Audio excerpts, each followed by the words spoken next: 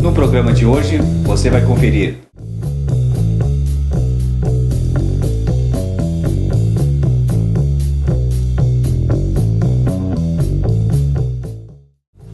denúncia: funcionários reclamam de assédio moral na padaria Estrela do Fragata. No quadro cultural, Teatro Mágico se apresenta em Pelotas e fala sobre a democratização da cultura.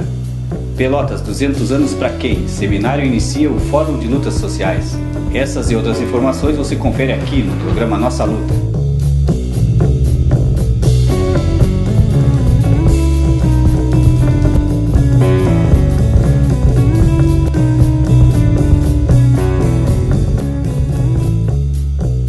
Boa noite, eu sou Clóvis Rogério e esse é o programa Nossa Luta, do Sindicato da Alimentação.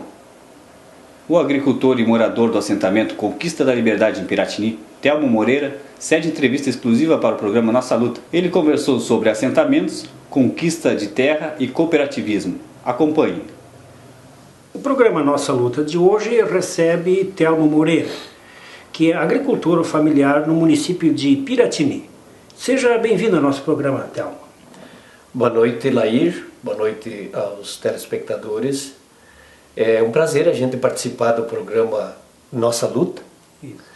E saudar também a população que assiste esse programa.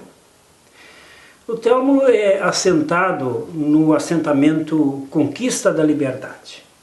Por que tem esse nome, o teu assentamento? Então, esse assentamento aconteceu em fevereiro de 92. Era uma fazenda da antiga Sica Sul, que estava penhorada no Banco do Brasil por mais de 8 anos. E então vivia um peão, um capataz cuidando dessa fazenda, né? E a terra estava escravizada por um dono, por um capitalista que decretou falência na fazenda.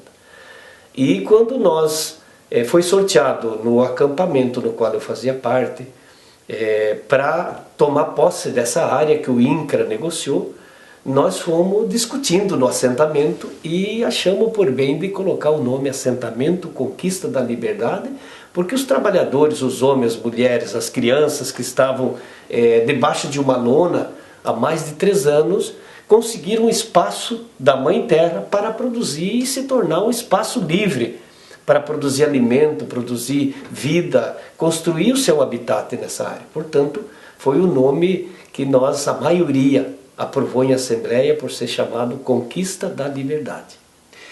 Essa conquista, tu diz então, levou 3 anos. 3 anos o pessoal esteve em acampamentos, na luta pela reforma agrária, na luta por um lote. Exato. Ou andaram acampado, inclusive, lá por Bagé, que eu me lembro, né? Exatamente. Começou em Cruz Alta, depois o então governo Collor de Mello, no período, transferiu o acampamento para Bagé, para se tornar um centro de treinamento, e ali em Bagé ficamos mais de 1 ano também na luta, mobilizado e fazendo grandes mobilização até a conquista da terra, né? E qual era o município de origem, seu e dos companheiros que compunham a parte do acampamento? Então, no período, a grande maioria das famílias, das pessoas que compuseram o acampamento nesse período, lá em 89 até 92, vinham da região do Alto Uruguai e Missões, dessa região onde predomina o minifúndio, famílias grandes com pouca terra ou quase sem nada de terra. Então, eu sou natural de São Luís Gonzaga, minha esposa de Porto Xavier, então a gente se conheceu e formou a família já em 76 e em 89 fomos acampar, né? A gente já tinha 4 filhos quando fomos acampar. O mais grande tinha 12 anos e a caçula tinha 2 aninhos, e a gente enfrentou praticamente 3 anos debaixo da lona até a conquista do pedaço de terra, né? Então foi um período assim muito difícil, mas também de muita luta para poder chegar a essa conquista que a gente teve. Esse período de acampamento ali em Bagé deve ter sido brabo, porque o inverno em Bagé é bem pior que da região de origem do pessoal. Foi bastante cruel, porque a campanha, essa região sul e a campanha, parece até que o inverno se prolonga mais, né? Então, mas foi difícil, mas a gente resistiu. Muitas famílias resistiram esse período. E aí foram então para o assentamento lá no município de Piratini. E o pessoal se instalou lá.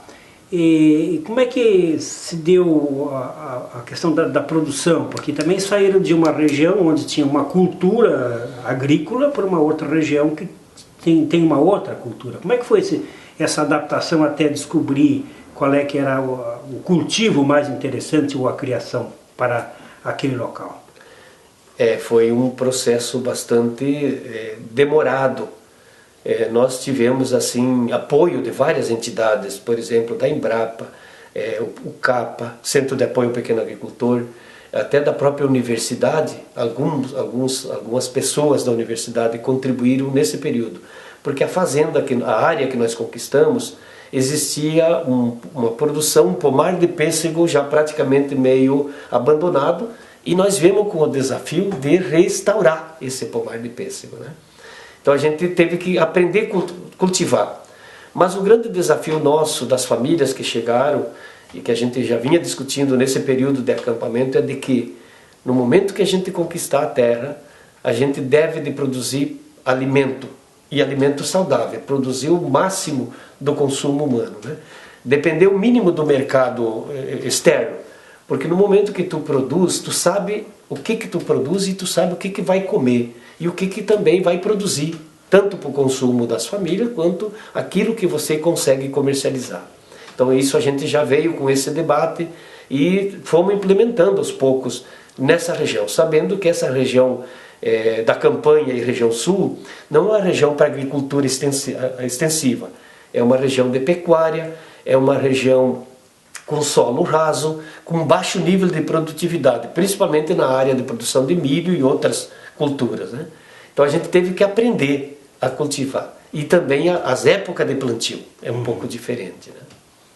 E com relação à organização do assentamento, porque tinha uma questão cultural a ser superada, que é a questão do cultivo em si, da atividade em si, e outra da produção individual. O assentamento conseguiu superar também, pelo menos em parte, essa questão da produção individual, do individualismo produtivo, se esse termo é possível? Então, é um grande desafio. Nós, ali no assentamento Conquista da Liberdade, somos 48 famílias. E desde o início que a gente chegou, a gente vinha trabalhando e discutindo diversas formas de cooperação.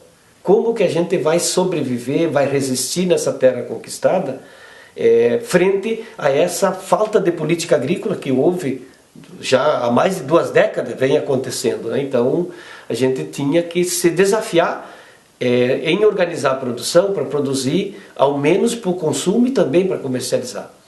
Tivemos bastante dificuldade. Hoje, após 2 décadas de conquista da terra, permanece no assentamento as 48 famílias, 31 optou no trabalho familiar, né, na área do seu lote familiar, e nós permanecemos com 17 famílias ainda na forma de cooperação. Inclusive criamos uma cooperativa e que hoje ela está conseguindo desenvolver a produção do leite, a industrialização e a comercialização.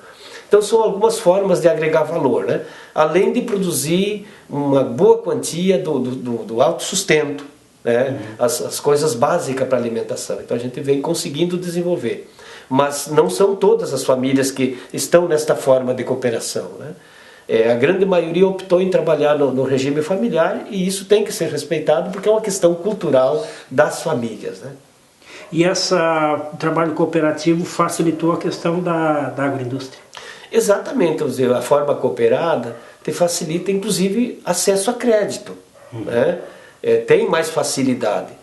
Não que as famílias que trabalham no regime familiar não tiveram acesso ao crédito, mas o montante entre, por exemplo, 17 ou 20 famílias, tu agrega mais esse montante para investir, né? Num planejamento de produção, num planejamento de desenvolver essa produção. Então nós ali temos essa possibilidade, essa experiência. E ainda a gente resiste, está resistindo a esse desafio, né? Mesmo com essa patrolada do capitalismo no campo, de que hoje o ser moderno é produzir para exportar, né?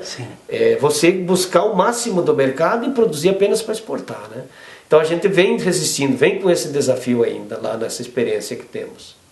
Quais são os produtos que são industrializados? Além do leite, tem outros produtos? Legalmente a gente beneficia o leite, pasteurização por enquanto, né? Mas aí mais no trabalho artesanal a gente beneficia chimia, doces, compotas e conservas, essas coisas básicas, para o consumo das famílias. E quando a gente recebe visita de estudantes, de outras categorias de trabalhadores, a gente comercializa, apresenta essa produção e comercializa alguma coisa também, né? Nas feiras tem alguns espaços de comercialização. Como é que entrou, anos atrás, teve um grande desafio aqui, uma proposta que se apresentou como quase que redentor para a dificuldade econômica que passava a região naquele período, que foi a questão do monocultivo de árvores, ou seja, os eucaliptos. Entrou essa proposta lá no assentamento também? Como é que foi? Então, no assentamento que eu vivo, por ser um período já mais antigo, a gente não entrou nessa propaganda.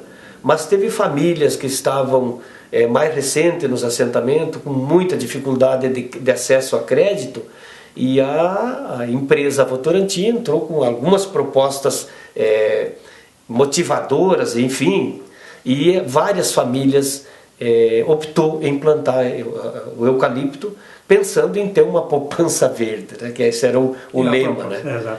E hoje a consequência desse deserto verde está aparecendo assim nítido nessa região onde foi tomado conta. Por exemplo, parte do município de Erval do Sul, de Pedras Altas, Piratini, Pinheiro, há mais de 40 anos não se estendia uma estiagem como vem se estendendo nesse período, né? Famílias que vivem no seu pequeno lote ou a sua pequena chácara que ficou no meio desses eucaliptos estão sofrendo as consequências. Fontes de água, mananciais, cacimbas que há mais de 40, 50 anos nunca secavam, está secando. Então isso é reflexo desse deserto do eucalipto, né? E mesmo hoje os agricultores dos assentamentos que plantaram eucalipto estão sem conseguir comercializar. Está no período de comercialização e não tem espaço para comercialização disso. A pouca terra que eles possuíam de terra cultivável, eles encheram de eucalipto e hoje está... Não tem para quem vender. Não tem para quem vender e não tem mais espaço nem para pastagem dos seus animais, nem para produzir alimento. Então é uma situação bastante difícil que essas famílias estão enfrentando. Eu soube também que no seu assentamento se fez um trabalho muito interessante no sentido de evitar a utilização de venenos para o controle de pragas. Tem tido sucesso esse empenho de vocês? Então, isso é um trabalho que vem se desenvolvendo já há muito tempo e chegamos à conclusão de que se a gente acompanhar a evolução do avanço do capitalismo no campo e as tecnologias avançadas, você se integra nesse pacote. Mas nós, quando chegamos ali, já começamos a produzir num período em diante. A primeira experiência foi no tóxico e sem veneno e conseguimos adaptar. Fomos também desenvolvendo isso também na produção de milho, de feijão, de hortaliça, no gado de leite, no gado de corte, fazendo esse controle natural, né? Está 100%? Não está, a gente está numa fase de transição ainda, né? Então, da gente também desenvolver a produção da nossa própria semente. A gente tem, através da Embrapa, tem esse apoio, esse incentivo de sementes, variedades, e a gente desenvolve isso nessa parceria com o Embrapa. Então, vem se desenvolvendo isso, não em grande quantidade, mas para o sustento das famílias, para manter a semente. E a grande maioria dos assentamentos, no qual eu conheço algumas, o povo vem tentando se livrar dessa questão do veneno e do agrotóxico também. Para encerrar a nossa entrevista, reforma agrária dá certo? Nos moldes do capitalismo não existe reforma agrária. Não existiu e não vai existir. Esses espaços conquistados foi com muita luta, com muito sacrifício e variou de governo para governo. No governo Fernando Henrique foi aonde aqui no Rio Grande do Sul se conseguiu avançar um pouco mais na conquista da terra. Né? Se criou um programa especial de crédito para as famílias da reforma agrária. Com muita luta se conseguiu isso. Mas, de qualquer forma, as famílias foram se endividando, porque nesta região o baixo nível de produtividade é muito grande. As intempéries do tempo, né? Isso fez com que várias famílias perdeu, não conseguiu colher, não conseguiu desenvolver a produção e foi se endividando, não foi conseguindo o banco, né? Conseguindo atender o pagamento para o banco. Então, a maioria das famílias dos assentamentos nessa região sul e no estado não é diferente, está endividada, né? E nas últimas décadas os governos não têm investido realmente na reforma agrária porque não é prioridade, né? A prioridade o agronegócio. É a prioridade dos governos da social-democracia brasileira e vem sendo continuado nesse últimos período aí, via PT e as alianças, é dar continuidade a essa questão do agroexportador, né? Do agronegócio, de produzir para exportar, quanto mais para gerar riqueza no país. Uma riqueza que cada vez está sendo mais acumulada, né? Então, no meu entendimento, a reforma agrária não deu certo e nesses moldes não vai dar certo. Né? Precisa da parte do governo, além da distribuição da terra, uma política voltada para a agricultura familiar. Exatamente. Resolveu o problema de milhares de famílias, quer dizer, melhorou, sem dúvida, amenizou a condição. Muito bem, nós assistimos o Telmo Moreira, que é agricultor, pequeno agricultor, assentado no assentamento Conquista da Liberdade, no município de Piratini.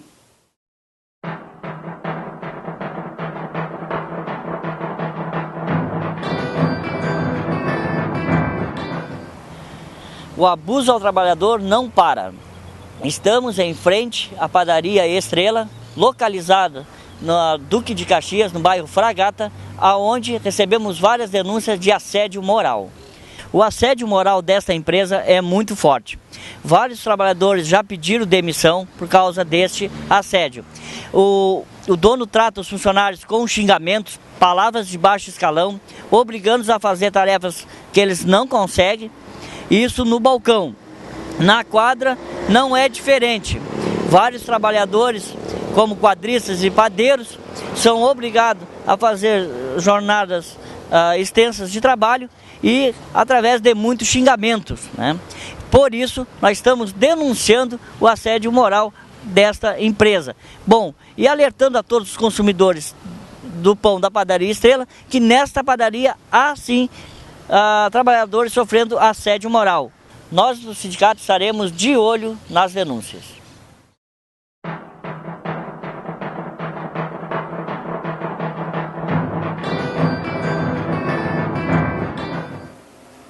No dia 7 de julho, Pelotas comemora 200 anos de fundação. Para marcar a data, os administradores e grandes empresários estão organizando grandes comemorações para a burguesia e passando a ideia que somos todos iguais. Mas a realidade não é essa. O Sindicato da Alimentação, junto com outras entidades do Fórum Social de Lutas da cidade, está organizando o Pelotas 200 anos para quem? Uma programação que envolve palestras, mostras artísticas e seminários. Na última terça-feira, aconteceu a abertura com um seminário na Câmara Municipal. O tema, a formação da cidade de Pelotas, escravidão e concentração fundiária. Acompanhe os comentários do historiador Jorge Martins. Acho importante a gente ressaltar nesses 200 anos de Pelotas, né, enquanto um historiador e não representante, né, dos charqueadores da cidade, pelo menos dessa geração aí que representa o domínio, né, que teve essa cidade ao longo do tempo, me parece que o aspecto econômico aí, né, que está permeando esse debate na cidade, né, ele é importante ser ressaltado. Ou seja, a escravidão ela foi uma questão econômica, né? O grande acúmulo de riqueza que a gente tem hoje na cidade, ele é fruto do trabalho escravo, né, da comunidade negra, que ao longo do tempo, né, acumulou, né, foi acumulando trabalho, foi acumulando força física, né, para a elite pelotense hoje ter o benefício que tem, né, casarões, enfim, toda essa questão da cidade ela é importante, mas tem que dizer também que veio da mão de obra escrava, né? Ou seja, hoje a gente falar em 200 anos de Pelotas, comemorar isso significa dizer da história dos negros que não foi contada, e não foi contada por acaso. Acho que não foi contada com o objetivo exatamente de não valorizar a raça negra nessa cidade, que aliás 56% eu acho, né, dessa comunidade é afrodescendente, né? Então essas atividades que estão acontecendo hoje na cidade são importantes nesse sentido. Acho que a Câmara de Vereadores aqui é um lugar onde se deve fazer esse debate, mas acho que não é só aqui. Acho que tinha que ser disseminado pela cidade esse debate popular, né, sobre a questão da cidade. E sobretudo, né, o que representa hoje, né, 200 anos de Pelotas, né? O que trouxe de atrativo para Pelotas? Né? Quem realmente deveria fazer parte desse debate? Né? Não temos aí um poder público que trabalha Fena Doce, que trabalha há 200 anos, mas não fala, né? Não fala da questão que alavancou a economia pelotense, que foi a mão de obra escrava. Acho que basicamente esse debate tem que vir à tona. O viés econômico, né? Quem fez isso? Por que a comunidade uma comunidade que mais trabalhou com a mão de obra, né, que mais deu para essa elite, não consegue desfrutar disso? Ou seja, né, houve um monopólio aí de cultura, um monopólio, né, de dinheiro, tudo na mão de quem realmente... E hoje quem representa isso nessa cidade, né, quem é herdeiro dessas questões, né, não fala isso. Em Pelotas não falemos, em 200 anos é uma elite que representa isso aí. Não falemos de quem trabalha, acho que é importante trazer esse debate. Só dizer assim, só trazer essa provocação. Quem é, afinal de contas, que contribuiu para a cidade? Né? Esse é um debate que eu gostaria de deixar assim, para a gente discutir aí. Porque, na verdade, né, ninguém é dono da verdade, né? Nós estamos discutindo verdades. Só que a gente precisa, em Pelotas, ter o nosso espaço para discutir isso. Se fala em democracia, se fala em um mundo pós-moderno, mas não se fala nos atores. Né? Só um setor da comunidade discute em Pelotas cultura, se discute saúde. O resto está fora. O resto está fora do papo, né? A comunicação ela é uma comunicação aí, né, que está na mão de pouca gente. Ninguém tem espaço para falar, né, a comunicação, né? Então, acho que tinha que ter essa questão aí, a gente discutir mais adiante isso aí. Retomando então o debate aqui dos 200 anos, eu acho bacana o contraponto, né? E eu gostei muito da mesa, né? Porque nós vamos ter um universo aqui interessante para fazer essas reflexões em torno da cidade de Pelotas. Eu me formei faz pouco tempo, né, na Universidade Federal aqui, sou filho de Pelotas, né, e o que me motivou a fazer história foi essa história tradicional que ainda a gente tem que bater nela, a gente tem que trazer para a mesa para discutir, e que, assustadoramente, ela continua sendo utilizada a largo passo, né, inclusive em base, na minha opinião, essa festividade dos 200 anos. Não sou contra a cidade fazer festas, né, sobre o amadurecimento, a sua trajetória, mas é interessante que a gente utilize esse espaço para algumas reflexões. Eu começo dentro de uma tese que, na verdade, ela não é minha, que eu estou falando aqui, já é de historiadores. A programação continua na próxima terça-feira, dia 3, com o tema A Formação da Classe Operária em Pelotas e o Movimento Sindical, às 19 horas na Câmara Municipal. Para acompanhar a programação completa do Fórum Pelotas 200 anos para quem? Acesse o blog do Fórum de Lutas Sociais, www.pelotas200anosdeluta.blogspot.com. O sindicato continuará trazendo mais informações dessas importantes atividades aqui no programa Nossa Luta. No quadro cultural de hoje, Ediane Oliveira entrevista Fernando Anitelli, do grupo Teatro Mágico, formado em Osasco em 2003, o grupo que trabalha com poesia, música e arte circense. Se apresentou pela segunda vez em Pelotas. Fernando Anitelli conversou sobre o envolvimento do grupo com as questões sociais. Confira. E os entrevistados de hoje, do nosso quadro cultural, é o grupo musical Teatro Mágico, que se apresenta hoje em Pelotas, aqui no Teatro Guarani. Fernanda Nitelli, boa noite. Gostaria que tu falasse um pouco da formação desse grupo, que tem um envolvimento muito forte com questões sociais, questões culturais da nossa sociedade, e sobre o espetáculo que vai ser apresentado hoje à noite, a Sociedade do Espetáculo, que tem aí influências de um filósofo francês, é isso? Exatamente. O Teatro Mágico é um grupo que existe há praticamente 9 anos. Ele se inspirou, na verdade, na ideia de amplificar as coisas que aconteciam dentro de um sarau, né, misturar expressões artísticas diversas dentro de um mesmo plano ali. Então é música, dança, circo, teatro, poesia. E a ideia é justamente retratar aquilo que está dentro da nossa vivência, né? Aquilo que nos permeia. Então, quando a gente fala de democracia na comunicação, a mecanização do homem no trabalho, quando a gente fala da questão da mulher, a questão da primavera árabe, tudo isso aí são coisas que estão no nosso meio, no nosso dia a dia, e a gente não tem a ideia de simplesmente entreter. Claro que a cultura também é entretenimento, mas cultura não é somente entretenimento. A gente tem que ter esse cuidado gigante, porque senão é o que acontece muitas vezes quando a gente vai viajando pelo país afora e vê que as pessoas estão preocupadas só com a questão da festa e não com a questão do conteúdo almático necessário ali para que... mas o povo não quer ouvir isso. Imagina, dê chance, dê oportunidade para ver o que vai acontecer. Então é com esse propósito que o Teatro Mágico aparece aqui em Pelotas, consolidando o grupo, o trabalho, sendo muito bem recebido por vocês aqui, pelo pessoal do teatro. Então a gente está empolgado por essa noite e que seja apenas mais uma de várias outras oportunidades. Fernando, o grupo está com uma nova formação agora, dentro desse novo projeto? Sim, o Teatro Mágico tem uma característica: a nossa constância é a nossa mutação. Nos 9 anos de Teatro Mágico, nos 3 álbuns, foram músicos distintos que gravaram, foram músicos distintos que fizeram a turnê.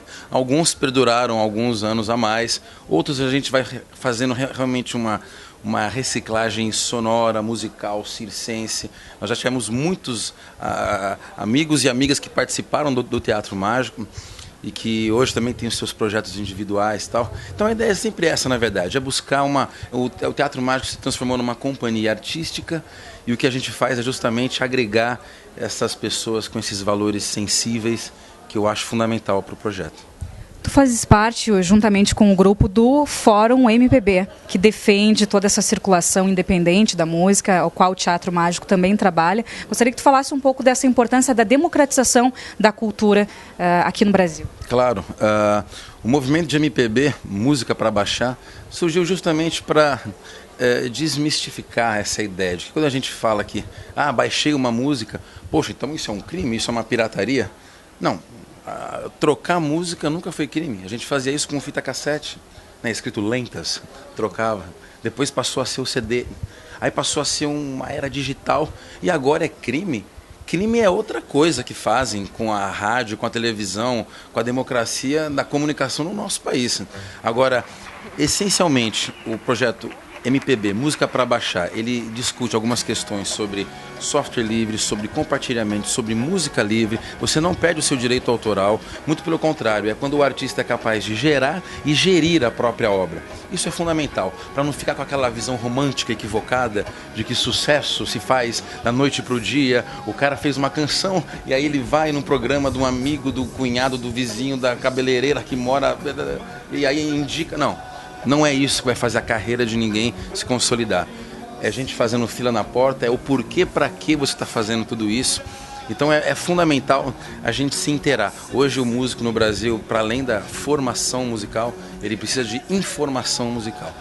Para entender que quem é ele dentro da cadeia produtiva da música. Né? Que parte que ele está, para além da composição, dos arranjos, da divulgação, isso é fundamental. Então é com esse propósito que o MPB conversa com as pessoas. Esse foi o programa Nossa Luta, apresentado pelo Sindicato da Alimentação. Para acompanhar esse e todos os outros programas, acesse no YouTube. Coloque lá, nossaluta1.tv. Nós voltamos na semana que vem. Uma boa noite a todos e a todas e até lá.